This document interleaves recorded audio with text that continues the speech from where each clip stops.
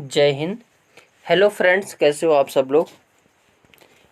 आज के जो सेशन होने वाले हैं हावर्ड गार्डनर महोदय पर होने वाला है, जो कि वेरी इम्पॉर्टेंट है, क्योंकि अगर बुद्धि से प्रश्न आया तो हावर्ड गार्डनर से ज़रूर प्रश्न आएगा। हावर्ड गार्डनर एक ऐसे मनोवैज्ञानिक हैं जो बुद्धि के बारे में अध्ययन किए थे, और जो है एच टेट हो या किसी स्टेट का टेट हो, उसमें जो हावर्ड गार्डनर महोदय ज़रूर पूछे जाते हैं। और इस टॉपिक को देखने के बाद अगर कोई भी प्रश्न हावर्ड गार्डनर से आता है तो आप सभी का गलत नहीं हो सकता। एचटेट का एग्ज़ाम का डेट आ चुका है, जो कि 26 और 27 जुलाई को है। उसी के लिए ये सेशन वेरी इम्पॉर्टेंट है। तो चलते हैं, स्टार्ट करते हैं हावर्ड गार्डनर के बहुबुद्धि सिद्धांत, यानी थ्योरी ऑफ मल्टीपल इंटेलिजेंस। अब इसमें देखते हैं,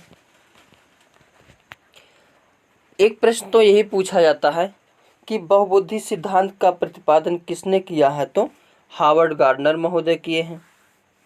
यानी हावर्ड गार्डनर महोदय ने बताया कि बुद्धि कोई एक नहीं है, कई प्रकार की बुद्धि, यानी कई प्रकार की बुद्धियों का एक संयोजन है।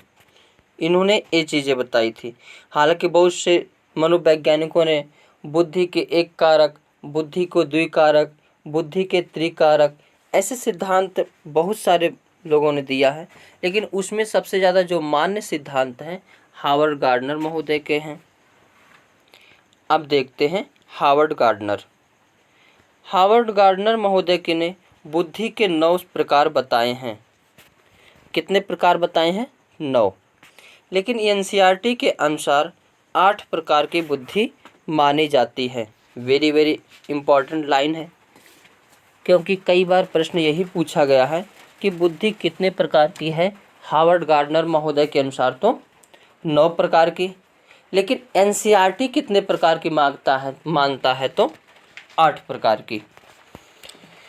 आगे, हावर्ड गार्डनर के अनुसार बुद्धि कई प्रकार से होती हैं। यह कोई एक क्षमता नहीं है, बल्कि कई प्रकार के बुद्धि का संयोजन है, अर्थात अधिगम भी कई प्रकार से हो सकता है। तो हावर्ड गार्डनर महोदय ने क्या बताया कि जो अधिगम है वो कई प्रकार से हो सकता है, क्योंकि बुद्धि के कई प्रकार है, कोई एक प्रकार नहीं है। आगे, अब इनके एक एक प्रकार के बुद्धि को देखते हुए चलते हैं। वेरी इम्पॉर्टेंट है। ये जो एग्जाम्पल दिया गया है, एग्जाम्पल से क्वेश्चन पूछे जाते हैं। इनके अनुसार पहली बुद्धि कौन सी? शाब्दिक भाषाई बुद्धि। यानी यह बुद्धि जिस भी व्यक्ति में पाई जाएगी उस व्यक्ति में शब्दों और भाषा का ज्ञान होता है। जैसे वकील हो गए, कवि हो गए, पत्रकार हो गए, इन सभी में जो शाब्दिक भाषाई बुद्धि पाई जाती है। जैसे स्वामी विवेकानंद थे, इनके अंदर भी कौन सी बुद्धि पाई जाती थी? शाब्दिक भाषाई बुद्धि। दूसरी बुद्धि है तार्किक गणितीय बुद्धि। यानी बुद्धि के दूसरा प्रकार क्या है? तार्किक गणितीय बुद्धि। इसमें तार्किक योग्यता, मैथ कैलकुलेशन अधिक होता है। यानी इस प्रकार यह बुद्धि जिस भी व्यक्ति में पाई जाएगी वह व्यक्ति अकाउंटेबल, बैंकर, साइंटिस्ट होगा।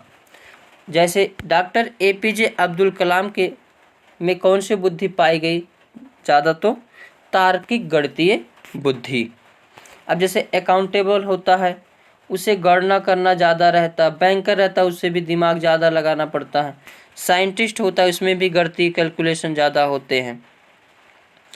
तीसरी प्रकार की बुद्धि है अस्थानिक बुद्धि। कौन सी? अस्थानिक बुद्धि।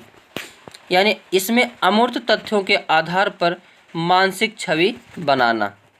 अस्थानिक बुद्धि में जैसे कोई यह बुद्धि जिस भी व्यक्ति में पाई जाएगी वह मूर्तिकार हो सकता है, चित्रकार हो सकता है, आर्किटेक्चर हो सकता है। जैसे कि एग्जाम्पल बताता हूँ, अगर कोई भी खाली प्लाट रहेगा, किसी आर्किटेक्चर को या बनाने वाले को दिखा दोगे, वो अपने आप बता देगा यहाँ स्लैब पे जो बेडरूम रहेगा यहाँ गाड़ी खड़ा करना रहेगा, यहाँ जो किचन बाथरूम, यहाँ से सीढ़ी, वो अपने मन में ही सब कुछ बना लेता है। ऐसे ही किसी जो है मूर्ति बनाने वाले व्यक्ति से पूछा गया, आप मूर्ति को कैसे बना लेते हो?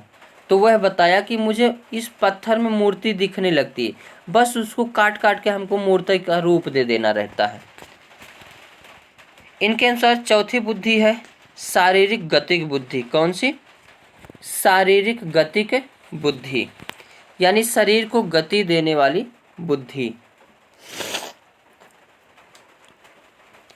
अब शारीरिक गतिक बुद्धि जिस भी व्यक्ति में पाई जाएगी, वह व्यक्ति या तो अभिनेता हो सकता है, अभिनेत्री, एथलीट, डांसर, यानी इनके शरीर को गति प्रदान करने वाली बुद्धि। अब जैसे अभिनेता होता है, बिल्कुल डांस करता, अभिनेत्री डांस करती हैं। एथलीट को दौड़ना रहता है, यानी शारीरिक गतिक बुद्धि जिस भी व्यक्ति में पाया जाएगा वह क्या करेगा? शरीर को गति देने वाला कार्य करेगा। तो प्रश्न पूछा जाता है अभिनेता में कौन सी बुद्धि पाई जाती है हार्वर्ड गार्डनर महोदय के अनुसार? तो लग जाएगा। और पांचवी बुद्धि है संगीतात्मक बुद्धि, यानी इस प्रकार की बुद्धि जिस भी व्यक्ति में पाई जाएगी वह व्यक्ति सिंगर होगा, एंटरटेनर होगा, यानी जैसे लता मंगेशकर जी थी, इनके अंदर कौन सी बुद्धि ज़्यादा पाई जाती थी? संगीतात्मक बुद्धि। छठी बुद्धि है अंतवैयक्तिक बुद्धि। कौन सी? अंतवैयक्तिक बुद्धि। वेरी वेरी इंपॉर्टेंट, इसको लगाइए। एक अंतवैयक्तिक होता है, एक अंतरावैयक्तिक होता है। अंतवैयक्तिक, इसके द्वारा दूसरे व्यक्ति के साथ कैसे इंटरेक्ट किया जाए यह पता चलता है। जैसे नेता हो गए, जब चुनाव आएगा तो आएंगे, कहेंगे मैं नेता नहीं आपका बेटा हूँ, और चुनाव निपटने के बाद पता नहीं चलेगा बेटा कहाँ गए। सामाजिक कार्यकर्ता हो गए, इन सभी के अंदर कौन सी बुद्धि पाई जाती है? तो अंतवैयक्तिक। अब जैसे मदर टेरेसा थी, यानी ये दूसरे के साथ कैसे इंटरेक्ट किया जाए, कैसे उसको खुश किया जाए, यही क्या है? अंतवैयक्तिक बुद्धि। सातवीं बुद्धि है अंतःवैयक्तिक बुद्धि। एक अंत होती है, अंत या इसी को अंतरा वैयक्तिक बुद्धि भी कहते हैं। इसके द्वारा खुद के साथ कैसे इंटरेक्ट किया जाए यह पता चलता है। जैसे इस प्रकार की बुद्धि वाले जिसके अंदर पाई जाएगी वह आध्यात्मिक गुरु या महात्मा बुद्ध, इन सब के अंदर कौन सी पाई जाती थी? अंतवैयक्तिक बुद्धि, यानी अपने साथ यानी खुद के साथ कैसे इंटरेक्ट किया जाए ये पता चलता है। और आठवीं बुद्धि है प्रकृतवादी बुद्धि, यानी यह बुद्धि जिस भी व्यक्ति में पाई जाएगी वह प्रकृति के नज़दीक रहना चाहता है।